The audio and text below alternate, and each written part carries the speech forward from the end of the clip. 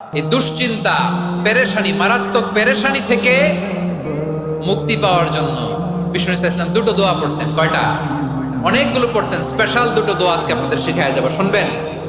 বিষ্ণু ইসলাম যখন খুব বিপদে পড়তেন, দুশ্চিন্তা ওনাকে ঘিরে ধরতো, উনি পড়তেন ইয়া হাইয়ু ইয়া কাইয়ুম বিরহমাতিকা আস্তাগীথ, ইয়া হাইয়ু ইয়া কাইয়ুম বিরহমাতিকা আস্তাগীথ, ইয়া হাইয়ু ইয়া কাইয়ুম, এ শাশ্বত অবিনশ্বর, এ চিরঞ্জীব, বিরহমাতিকা আস্তাগীথ, তোমার রহমতের উসিলায় তোমার কাছে ফরিয়াদ করি। এটা পড়তেন।